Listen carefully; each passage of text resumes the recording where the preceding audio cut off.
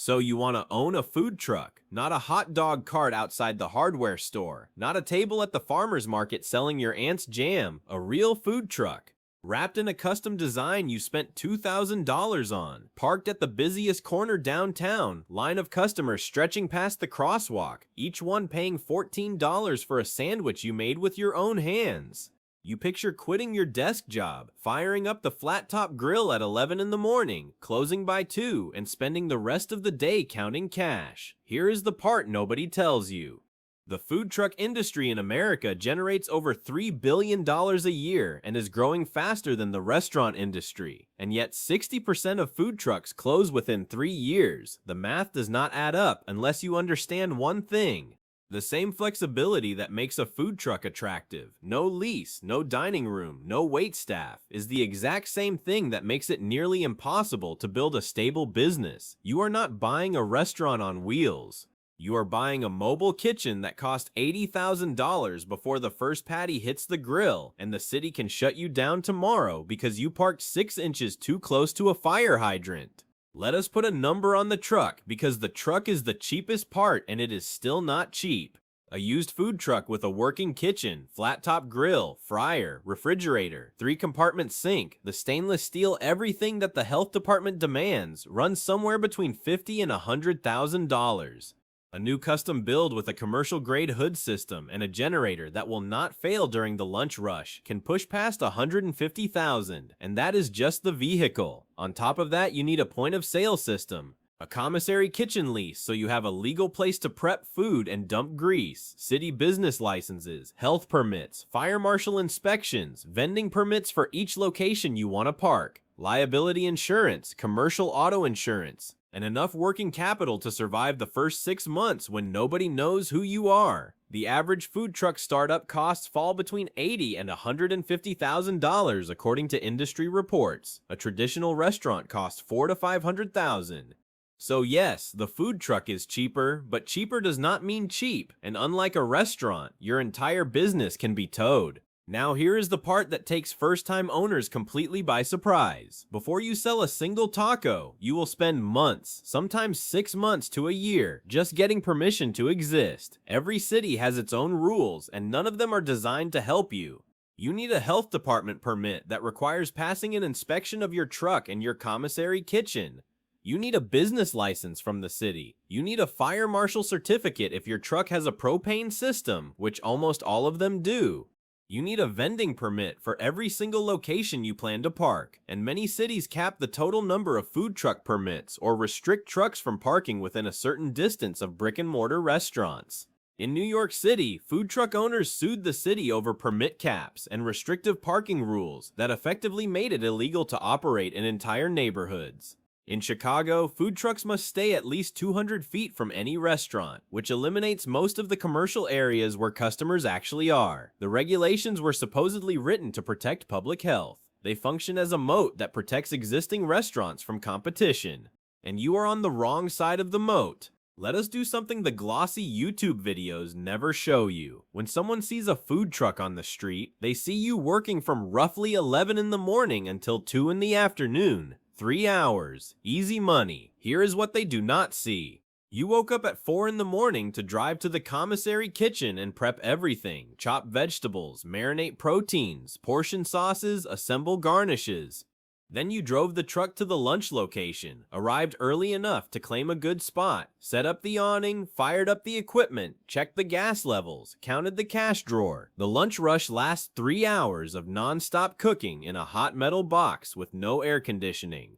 Then you break down, clean every surface to health code standards, drive back to the commissary to dump grease and wash dishes, restock supplies for tomorrow, handle the accounting, post on social media so people know where you will be, and respond to the catering inquiry that came in at midnight. The 3-hour shift everyone sees is actually a 12 to 14-hour day, and you do it 6 days a week because if you skip a Saturday, you just lost 40% of your weekly revenue. Now here is the math that kills food trucks faster than bad food or bad locations ever could. Seasonality. In most of the United States, food truck season runs roughly from April through October. That is 7 months. The other 5 months, November through March, it is cold. It is dark by 4:30. Nobody wants to stand outside waiting for a sandwich, and the farmers markets and outdoor events that make up a significant chunk of your revenue simply do not happen. So you have 7 months to earn enough money to cover 12 months of expenses. That means during peak season, you need to generate almost double what your monthly numbers suggest just to survive the winter. But here is the catch. Even during those 7 months, rain destroys your day. A Tuesday with steady drizzle can turn a $900 lunch shift into a $200 loss after food waste and labor. Unlike a restaurant, you have no roof. Your dining room is the sidewalk. When the weather turns, your customers stay in their offices and order delivery from somewhere with 4 walls and central heating.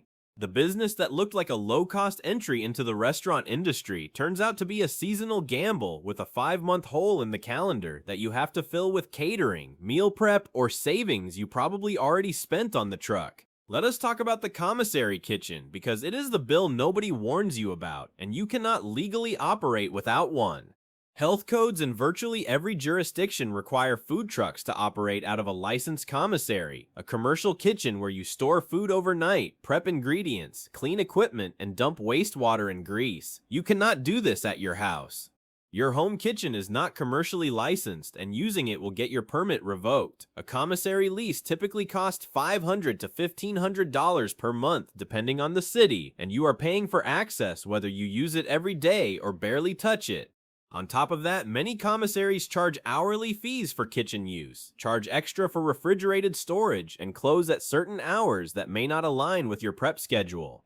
It is a fixed monthly cost that never goes away, even when your truck is broken down, even when it is January and you have 0 events booked, even when you are on vacation. A restaurant pays rent too, but at least a restaurant can generate revenue every hour the doors are open. Your commissary generates $0. It is pure overhead, a regulatory toll booth between you and the street. Now let us zoom in on a single plate because the per unit economics of a food truck sound great on paper and unravel the moment you add real world costs. You sell a gourmet burger for $14. The ingredients, brioche bun, patty, cheese, toppings, branded wrapper, cost roughly $4.50. That leaves you with $9.50 of gross profit, which sounds fantastic until you subtract the $4 in labor for the person who cooked it, the $1.50 in fuel for the generator and the drive, the $1 in commissary fees amortized across every plate, the 50 cents in packaging, the 50 cents in credit card processing, and suddenly $9 becomes something closer to $2 per burger. Sell 100 burgers at $2 profit each, and you have made $200 on a day when you worked 14 hours. That is $14 an hour, less than you would make managing a fast food restaurant, with none of the benefits and all of the risk. And that calculation assumes you sold out. If you prep for 100 covers and only 70 show up, you are throwing away cost on 30 wasted portions and your profit margin disappears entirely. The food truck math works on volume, and volume works on consistency. But the business model itself is allergic to consistency. Rain tomorrow, parking ticket next week, generator failure next month. Something always interrupts the volume before it gets comfortable. Every food truck owner eventually discovers the same escape hatch from the street vending grind: catering. A corporate office wants lunch for 80 people. A wedding wants a late-night taco bar. A music festival pays you a guaranteed minimum plus a cut of sales to park on the grounds. The money is better, the hours are predictable, and you do not spend your morning fighting for a parking spot. So you lean into catering, you build a website, you invest in chafing dishes and foldable tables, and slowly, without realizing it, you are no longer running a food truck. You are running a mobile catering company that occasionally sells sandwiches on the street. The problem is that catering and street vending are two different businesses with two different operational demands, and they do not scale together. A catering gig on Friday means you cannot be on your regular lunch corner on Friday. Your regular customers show up, see an empty curb, and learn not to rely on you. Every catering job you accept trains your street customers that you are unreliable. Every street shift you prioritize means you turn down a catering check that might be worth 3 times as much. You cannot be in 2 places at once, so you constantly choose between the steady but small money and the lumpy but large money, never accumulating enough of either to escape the cycle. Somewhere around year 2, when the grind has worn you down and the savings account looks thinner than you planned, you will stumble upon the franchise pitch. A recognizable brand will sell you a truck, a menu, a supply chain, a name customers already know, and a territory where nobody else can operate the same franchise.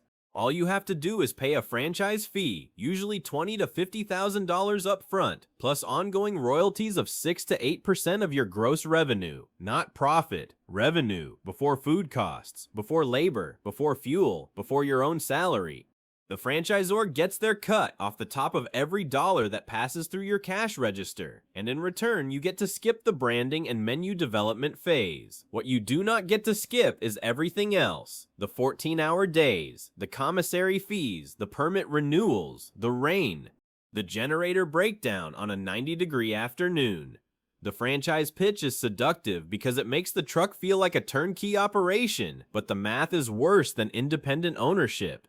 You have all the same operating costs, plus a 6 to 8% royalty that someone else collects before you ever see a dime. The only person who reliably gets rich in a food truck franchise is the franchisor. So why do 60% of food trucks close within 3 years? It is not because the food is bad. Most food truck owners are good cooks. That is why they started. The failure comes from 3 miscalculations that almost every new owner makes. First, they underestimate the total hours. They build a business plan around a 40-hour week and discover the actual requirement is closer to 80. Second, they overestimate demand consistency. They project their best Saturday numbers across every day of the week, ignoring that a rainy Tuesday in February might do 10% of what a sunny Saturday in June does. Third, and most fatally, they have no cash buffer.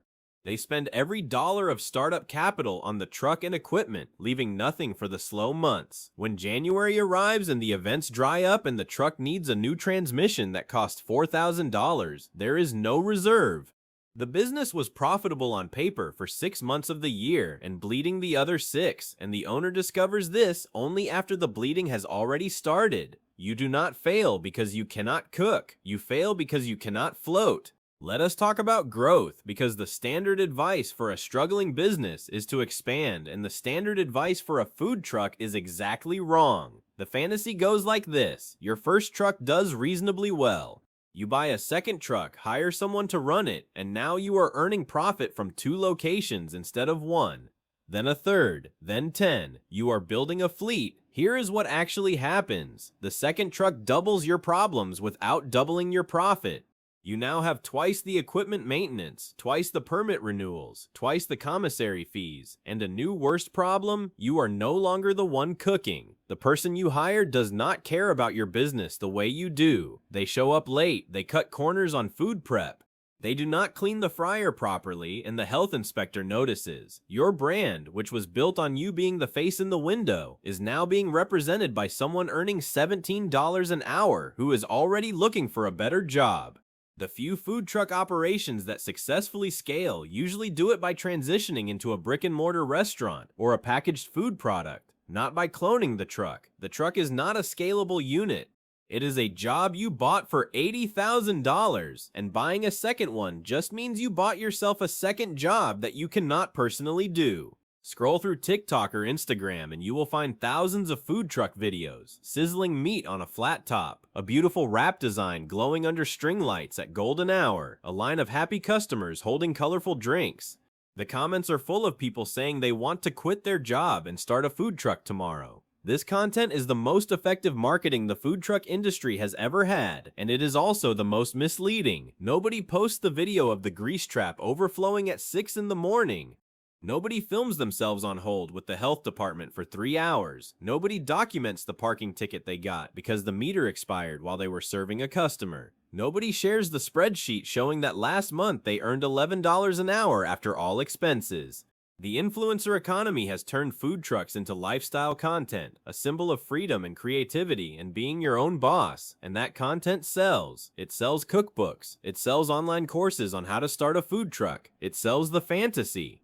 What it does not sell is an honest accounting of the business economics. The gap between the food truck you see on Instagram and the food truck you actually own is the gap between a highlight reel and a P&L statement. Let us close the books on a typical month for a single food truck doing reasonable but not exceptional business. 20 service days, average daily revenue of $800, gross monthly revenue $16,000. Sounds healthy. Now subtract food costs at roughly 30%, so about $4,800 gone. Labor, yourself plus one part-time helper, costs another $4,000 including payroll taxes. Commissary kitchen rent, $1,000. Fuel, generator propane, and vehicle maintenance, roughly $800. Insurance, auto, liability, workers' compensation, another $500. Permits, licenses, and POS software subscriptions, $300. Credit card processing fees at 3% of your credit transactions, another $300. Marketing and social media, a modest $200. Miscellaneous, parking tickets, equipment repairs, the knife that disappeared, the awning that tore in the wind, budget $300. Total operating costs, roughly $12,200. That leaves a pre-tax profit of $3,800. That is what you get for working 300 hours in a month, roughly $12.60 an hour. And that is a good month. A month where the truck did not break down, where it did not rain on your 3 best Saturdays, where your helper did not quit, where a new competitor did not park a block away selling the same cuisine for $1 less. The economics of owning a food truck is not really about selling $14 sandwiches from a chrome kitchen on wheels. It is about surviving the math long enough to realize that what you bought is not a business. What you bought is a job that can be towed.